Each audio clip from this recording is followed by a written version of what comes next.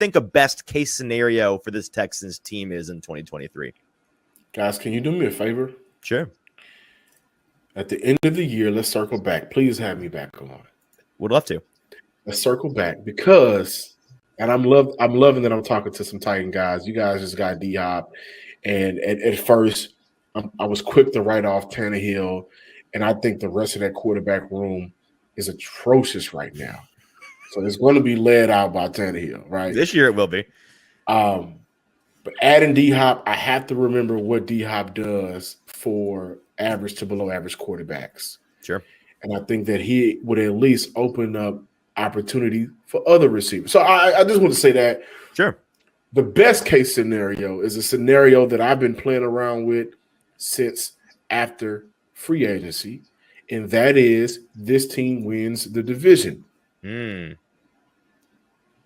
Is that let me expand on that. Do you think that would be more a result of the Texans shocking people, or more a result of the teams expected to be there at the top, the Jaguars and the Texans Jaguars and the Titans having much more disappointing years than folks are expecting? Maybe a combination of the two. Okay. Combination of both.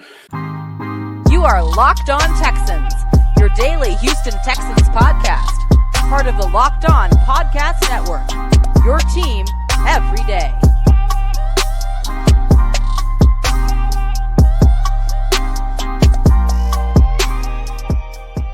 Welcome everybody to a Monday episode of the Locked On Texans podcast, a part of the Locked On Podcast Network, your team that's in the playoffs every day. If this is your first time watching or listening to the Locked On Texans podcast, be sure to subscribe, like, and comment on YouTube or wherever you get your podcasts. And to our returning listeners who's been down since day one, those what I used to call them, Himalayan players from the Himalayas. Thank you for coming back and lending your ear for another episode as Cody and I continue to talk Texans here on this Monday episode. I'm your Texans football analyst, John Some Sports Guy Hickman. Of course, on the other side, Texans credential media member, Sports Illustrated's own Cody Davis. Today, we are looking at how far can the team off 6'10" and Kirby? How far can the Bulls on parade go? We're joined by Brian Barfield. Y'all know him as Big Sarge. He's joining the show to talk about views from Indy. He was there live in the action. Getting hugs from the McNairs.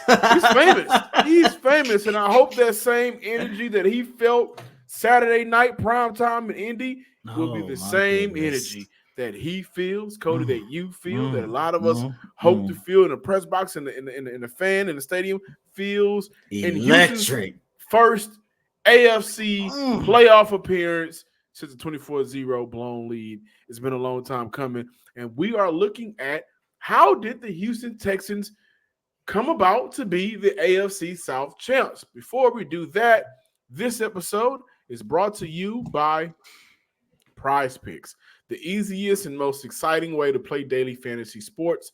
Go to prizepicks.com/LockedOnNFL and use promo code, all lowercase, LockedOnNFL for a first-time deposit match up to $100. I want to dedicate this show to a few friends of mine. My boy Corey White. I don't want to say his real name. My boy Corey. My boy Earl. Right, I know some Texans fans that have been living, and of course, all of you guys that has been commenting and been here since the ups.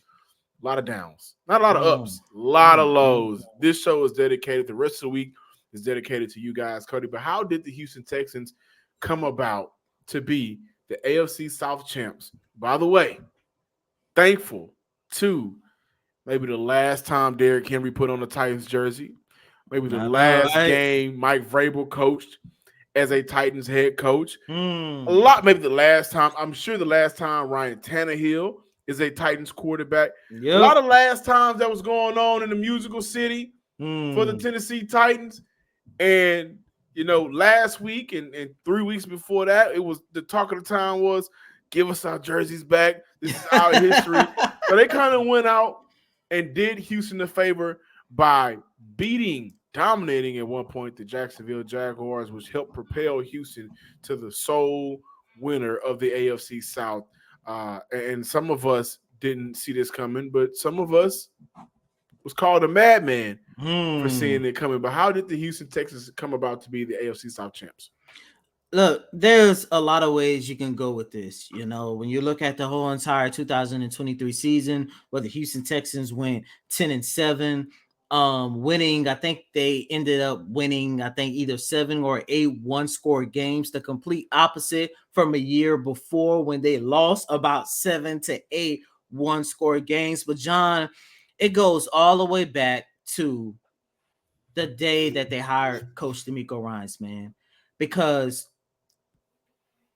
really quick, this time last year literally marks the 1-year anniversary of them winning the season finale against the Indianapolis Colts and them getting the number 2 overall pick. Remember, we was on the same exact show, of course, in the middle of the recap when we got news that the Houston Texans were departing from Coach Lovie Smith. John, I knew that the Texans were going to be better in 2023. With the number 2 overall pick at the time, I really didn't care. CJ or Bryce, kind of figure it was going to be CJ with number 2. But to me, I felt it was so important for the McNairs and everybody in that franchise, to Nick Caserio, everybody, to hire the right coach. And there were a handful of coaches who could have been the head coach of the Houston Texans, i.e. the second biggest name, Sean Payton. And look what Sean Payton could not do in Denver.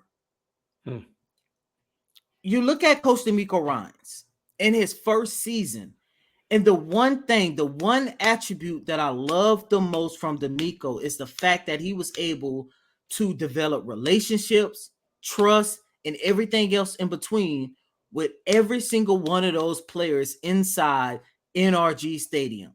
Every single player. He made that team, them players, believe. And look, yes, Nick Caserio and Coach D'Amico Ryans did a really good job in bringing in talent inside this organization. But all you have to do is look at the players who has been here for this entire rebuild, especially the young guys like Nico Collins. I talked to Nico Collins a couple weeks ago, did an exclusive on him. You can read it at Sports Illustrated, Texans Daily. Nico Collins spent the whole entire offseason working on his body, was excited to play with a top-tier quarterback in C.J. Stroud. But the one thing that he always kept talking about in terms of why he's having a career season was playing under Coach D'Amico Ryans. John, I'm not going to sit here and say that the Texans would not have made the playoffs or would not be 10-7 or whatever the case might be, or be on this Cinderella magical run or whatever the case might be if they did not hire Coach D'Amico Ryans. But what I will say this, it's the fact that they finally hired the right coach, because given how bad everything was with this franchise, because remember, this time last year, not only were we talking about the departure of Brandon Cooks, we was also talking about the potential departure of Laramie Tunsil, and he has came back and added another Pro Bowl to his name. Everything that we have seen all goes back to the hiring of Coach D'Amico Ryans, and that is the reason why we are sitting here 365 days later after the firing of Lovie Smith. They are 10-7, divisional champs, getting ready to host a playoff game inside NRG State. I'm sorry I went a little long-winded. No, that's okay. It all goes back to him. That's okay, because I'm glad you mentioned D'Amico Ryans. There's no way Houston is at this point without D'Amico Ryans, because hiring a coach that every other team that had a vacancy at their head coaching position wanted, you know what that set the precedent for? Culture change. And with that culture change, you're looking at a couple of things. First and foremost, you're looking at going from worst to first. 2022, the New York Giants, 9-7. They got into the playoffs the year before. They were 4-12. You're looking at Philly in 2021, 9-8, make the playoffs. 4-12 the year before, 10-7 for Cincinnati that same year, 4-12 the year before. You're looking in 2020, Washington 7-9 the year before. You're looking at 3-13, right? You're looking at San Fran 2019, 3-13 the year before that, 4-12. The Houston Texans 2018, 11-5 the year before that, 4-12. So what I'm getting at is there has to be a change. There has to be a shift. And with that change and shift came the McNairs getting it right by making sure that they did not let DeMeco Ryans leave the building. That's first and foremost. And then they also made sure other guys got about the building. I don't want to bring his name up, but Jack Easterby, making sure that he got out the building, making sure that the decisions that were made during his time that had his handprints on it, he's a pastor, but the sins were washed away. They weighed in the water and they got DeMeco Ryans. And with DeMeco Ryans, secondly, you look at a lot of question marks were answered this year. Who led the team in receiving yards? Nico Collins. And the questions surrounding Nico Collins was two things. How would he play with a top-tier quarterback, and can he stay healthy? Those questions were answered this year. What was it? 3 yards away from 1,300 yards, 8 TDs on the season. How would Derek Stingley fare with a healthier season and also in a scheme that fits his playing style? Well, guys, according to PFF last night, Derek Stingley only had 3 targets, didn't allow no receptions. I think he did that 5-yard catch to Mo Alley Cox. But how many games has he went with 3 or less targets, 5 or less targets, no yards allowed, 10 yards allowed, 5 interceptions to close out the year, and that 5 interceptions kicked off after he missed a handful of games. So the moment he got back on the field for Houston, he was a definitive factor for that defense. How could, in terms of changing the culture, question mark, can DeMeco Ryans come in his first year and change how this defense has been playing the last couple of years? 170 yards. You should never forget that number. This year, 96 yards allowed. In the past 5 weeks, outside of last night's Saturday's game, because that was a lot, they were allowing under 70 yards on the ground per game. Right? So question marks were surrounding this team, and with the culture change and with the culture shift and with a competent, experienced coordinator coming over from San Francisco where he experienced success, now being your head coach, you also look at Nick Caserio. There is no way this team becomes the AFC South champs without Sheldon Rankins. How many sacks did he have on the year? A good amount. Dalton Schultz. Without Dalton Schultz, who would have been the Texans tight end? And Dalton Schultz was very pivotal for this Texans offense this year, right? Without bringing in midway through the season, bringing back Des McKean, picking up Derek Barnett, right? Tier Tart. Guys were going down. Hey, you know what? Kendrick Green, I'm going to make a move for him. Hey, you know what? We're going to make sure we keep George Fant. Hey, you know what, DeMeco Ryans, who do you want on your coaching staff? You want Chris Strouser? You got him.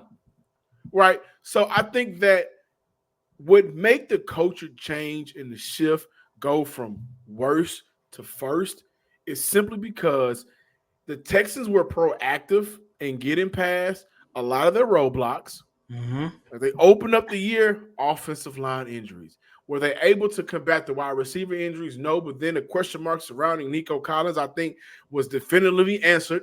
Yes, he can be a wide receiver one in this league for this team. And I give a lot of credit to Nick Caserio. I give a lot of credit to Hannah McNair. Those two combined, the Caserio side and the McNair side, coming together to make sure that they did not let DeMeco Ryans leave. And then putting a coaching staff around DeMeco Ryans to make sure that they have the best possible coaches in the building. And then free agency, getting some home run hits. And then trading up for Will Anderson. And then at the number 2 overall pick, making sure that they secured not only the right quarterback, but the best quarterback in the 2023 draft.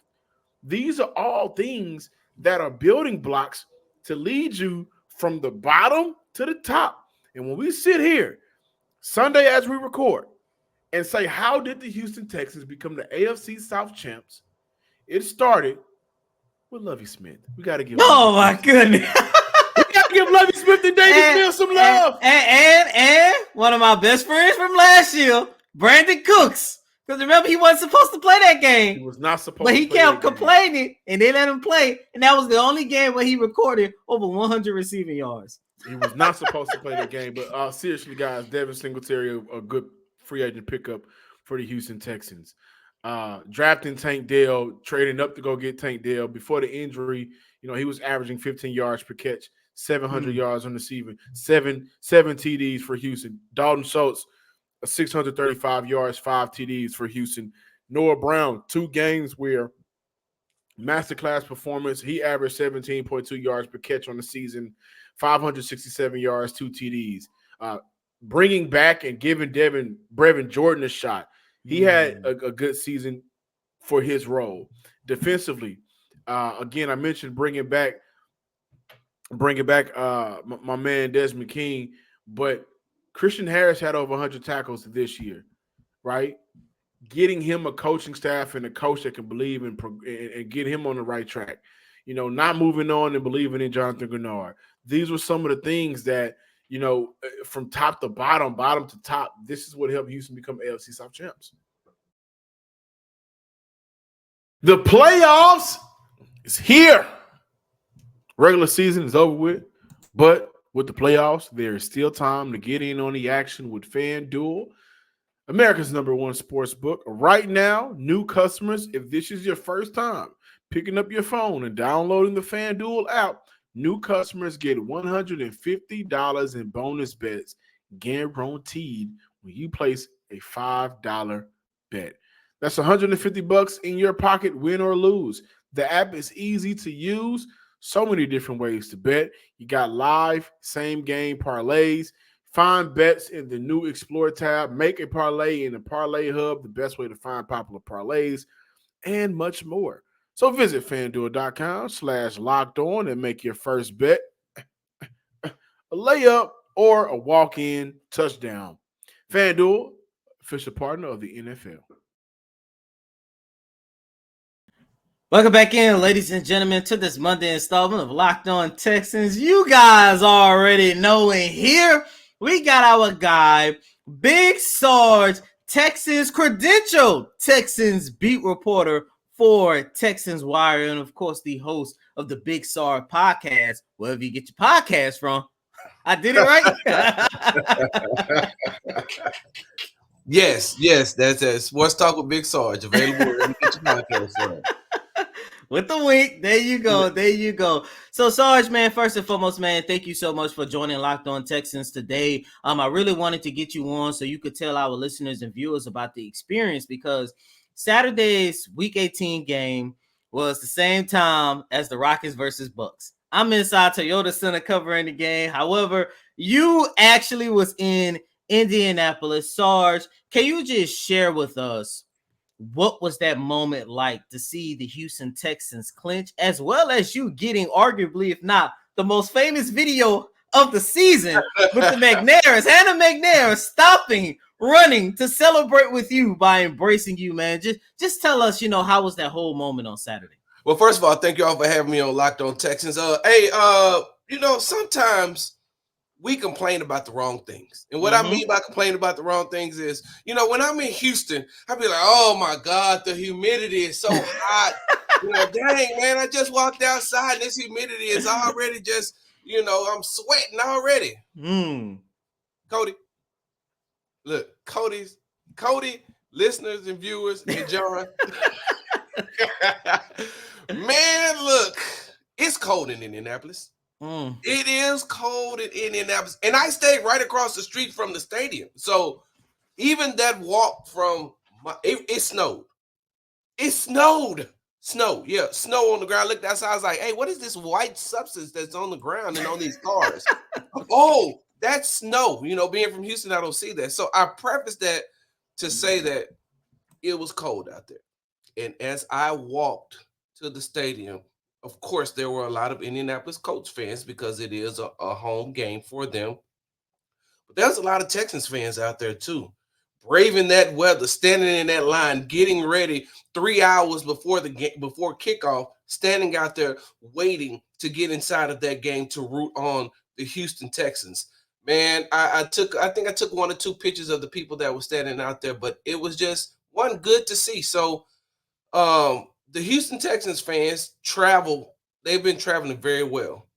So to see them at this game, to see them at week 18 regular season game, the last game of the season, win or go home game, it was good for not only them, but it was good for some of the Texans players. I had the opportunity to be down on the field before the game started, Cody. And when I tell you that the atmosphere was hostile, it was hostile, Cody. Like, first of all, I didn't know people in Indianapolis talk trash like that outside of online, on Twitter.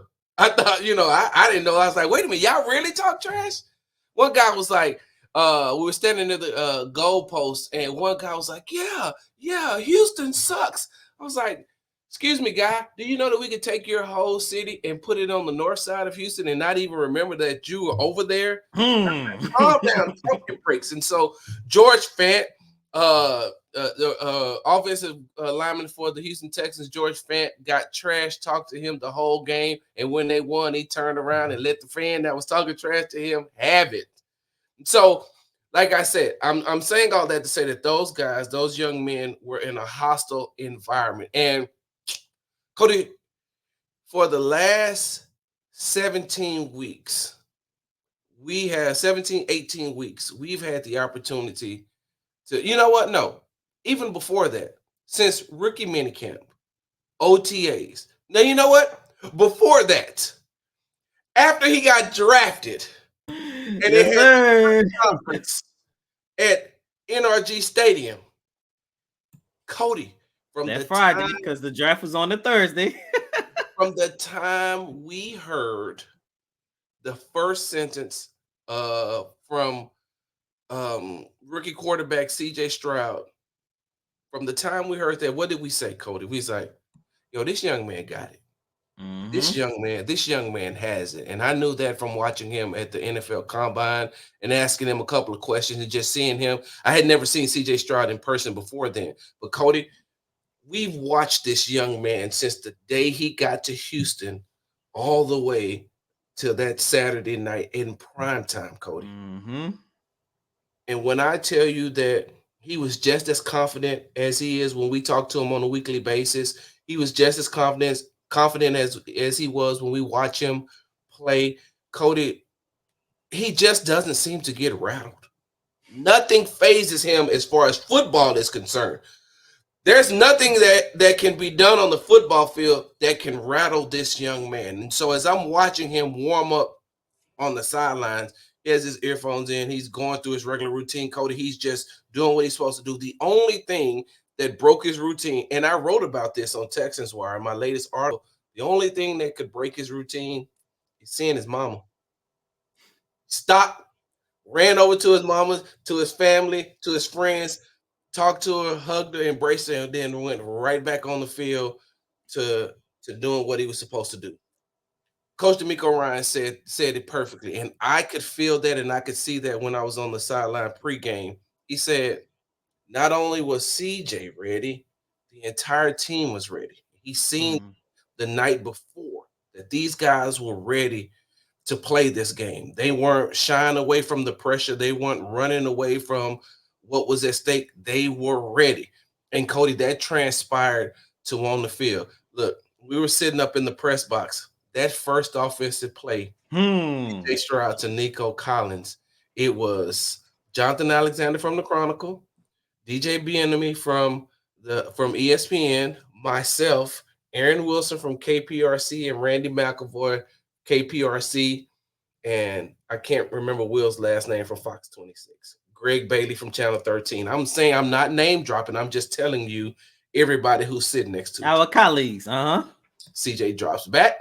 CJ throws the ball to Nico. Nico catches, run to the touchdown. We all just like, did that just happen? Did that just happen? You know how animated DJ can be. DJ is like, oh, yeah. Hey, he that guy. He's like, there's not a shadow of a doubt. He's that guy. So from that opening play to the end of the game, Cody, those young men just went out there and, for us, you and I in particular, we, sat around in some press boxes and it's like, man, is this game over yet?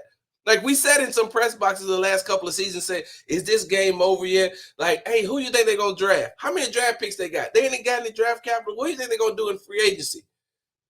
Not on Saturday, Cody. We're sitting there saying to myself, this team has done a lot this season. This team is going. So to see, Cody, I don't know how much they captured it on television, but when that running back dropped that pass, the entire Houston Texans sideline erupted. I'm surprised they didn't get a penalty for running on the field. Cody, everybody jumped up, ran on the field. Of course, they showed DeMeco Ryans and his emotions. They showed CJ, but they should have showed Dare. They should have showed DHC. They could have showed Petrie. Like everybody was excited, and even us in the press box. There's no cheering allowed in the press box or anything like that. It was just like, wow, that just happened. So we're saying, wow, that just happened. And the Colts reporters behind us was like, man, did that just happen? So I'm just giving you an example of what it was like. Cody, we've had the honor and the pleasure of being able to be outside of locker rooms after the victories, right? Mm-hmm. We've heard how they are. Cody, it was so loud in there. I could almost hear the words that, like, normally I just hear the sounds. Mm-hmm. This time I could almost hear the words. Walking into the locker room, I could just smell the cigar smoke. And, Cody, let me tell you how, I don't want to say petty I am, but I had to do this. So everybody's showing the video of how emotional Coach Ryans was in that hallway, right? Mm-hmm. So that hallway led into the locker room. So he's doing an interview with, I don't know who it was. And I walked by and I was like, Coach of the Year now, huh? And he just started smiling and laughing. I just kept on walking. And so I added that in just to say that, Cody, man, that from CJ warming up to those young men in the locker room, Cody, I know I've gotten long-winded, but man, it was such an exhilarating feeling because I was here in 2019. I was covering the Houston Texans in 2019, the last time they made it to the playoffs, and it's just a different feeling. It's just a different feeling when you're covering postseason football. And for the Houston Texans, nobody expected this. Nobody seen this. Nobody, let me take that back. There were a couple of people who thought that this could happen, but they were called crazy. They were called insane. They were called like, bro, you don't know football. You don't know this, that, and another. I'm not saying that I said that I was the one that predicted that they would make it to the playoffs or win the AFC South. No, not me. But there was a lot of people I was around a lot of people that was like, man, the Texans could do something this year with CJ. And I was like, pump your brakes. Pump your brakes. Give him a little time. CJ just got here. Give him a little time to get his feet up under him and, give Tank some time and, let everything mesh and blend in, and then we'll see. Cody, that young man is special. Look, I know I got the, the Superman back there, but like, Cody, if Cam Newton hadn't already done it, CJ could just go like this, open up his shirt and show that S, right? S. Hey, look, maybe I should tell him that. Hey, you should get something, open it up and have the S, and then under the bottom it can stand for Stroud. That'd be nice. So, like I said, Cody, I didn't mean to get long-winded on you, but like I said, just to watch. And here's the thing too, Cody. There are some players who have been around this organization through the tumultuous times. there are some players, Nico Collins, for example, last season, Nico didn't end the season the way that he wanted to because he was injured. There were a lot of people that said, Nico, is he a true wide receiver one? When his time is up here, the Texans shouldn't re-sign him. We don't know, exactly. They don't know exactly what they have, but they feel like they know what they don't have. And so Nico has been through the tumultuous times being here as well, on the, going up and down. And man, you know how it is in the Texans locker room. When you walk in, Nico's locker is the first one. Nico is the first person you come to as soon as you walk in. Well, that's exactly how it was in Indianapolis. As soon as you walk in, Nico was right there. And when I walked in, Nico's right there. And I said, hey, you told me, big dog, but I told you too. Like, listen, 2024, yeah, I'm flexing. Yeah, I told Nico in conversations, I was like, hey, bro, this gonna be your year. I say, you got your quarterback back there, and this is no shot at Davis Mills. But I was just like, man, you got a quarterback back there that if I'm not mistaken, CJ said it in the press conference. Remember, he said, I didn't know Nico. He said, I hadn't even thrown a pass to him before I told him, hey, you good, bro. You real good. And I'm gonna do whatever I can to make you better.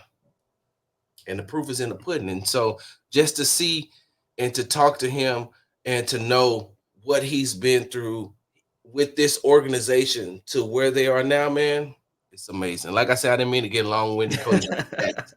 You asked, Coach. Hey, man, that's exactly what we needed. Big Sarge, Brian Belfield, credential Texans media member, beat reporter for Texans USA Today, Texans Wire. Sarge, really quick, where can the listeners follow you at on all your social media platforms? You can follow me at Big Sarge Sports with the Z at the end on the app formerly known as Twitter. You can read my writings, Brian Belfield at Texans Wire USA Today. You can listen to my podcast, Sports Talk with Big Sarge podcast, available wherever you get your podcast from. Prize Picks is the largest daily fantasy sports platform in North America. The easiest and most exciting way to play daily fantasy sports. It's just you against the numbers. I'm not battling Cody. I'm not going up against Big Sarge. I'm not going up against anybody from Texan Twitter. I'm going to my phone in silence, and I'm picking the more than or less than on 2 to 6 player stat projections. And I put my phone down.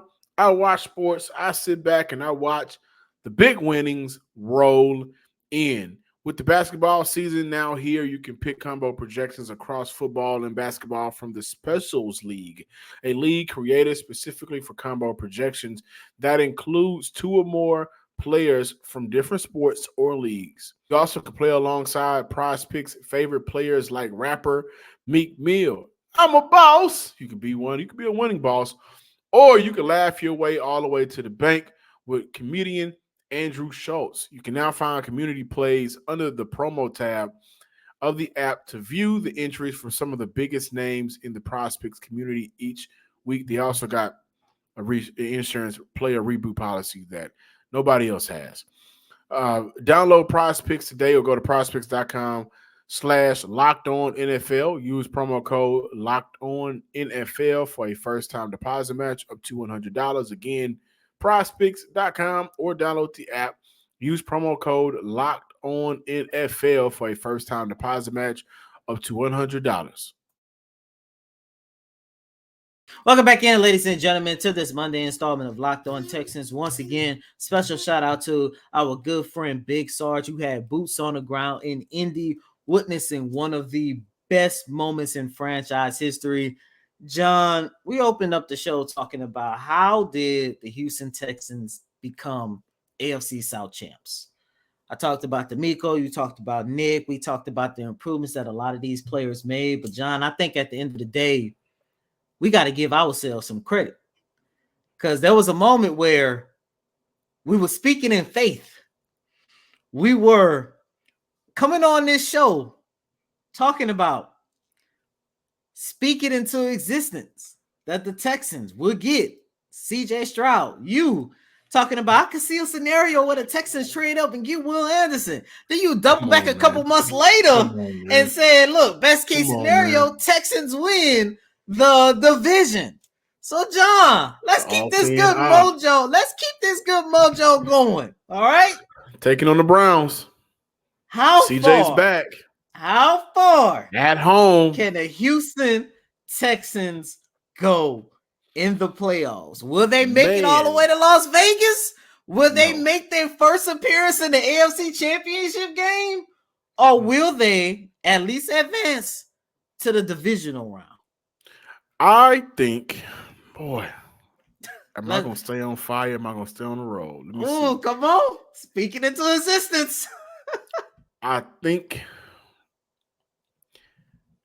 at home, I think this game is going to be a whole hell of a lot different than the first time they played the Cleveland Browns. And I also wish Deshaun Watson was playing. Oh, don't break my heart like that, man. Boy, that would have been a real full circle moment. I'm not ready to say yet whether the Texans can win. Okay. I think Houston really needs to, maybe look and see who they have on their practice squad for wide receiver help. They need to, see, okay, Johnny Johnson, we called him up, but, he was a non-factor. Maybe we can get Steven Sims some more opportunity. But I think Houston does have a shot to win this game. I think Houston does have a shot to win this game. If they are going to win this game, they are desperately going to need John Grenard back. Without a shadow of a doubt. They're desperately, and I mean desperately, they're going to need John Grenard back. And Will Anderson cannot be on a snap count.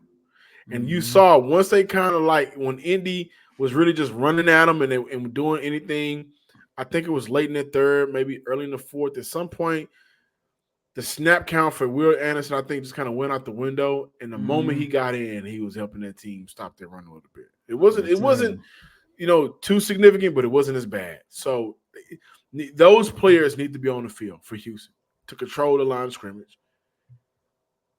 And they got to find a way to get Brevin Jordan involved. I'm sorry. I know I'm ahead of myself. How far can Houston go? Yes, I do believe that they can beat the Cleveland Browns. Thank y'all for checking out today's episode. Here on this Monday, y'all run them views up, run them numbers up. If you know somebody that ain't listening or watching the Locked On Texans podcast, do us a favor.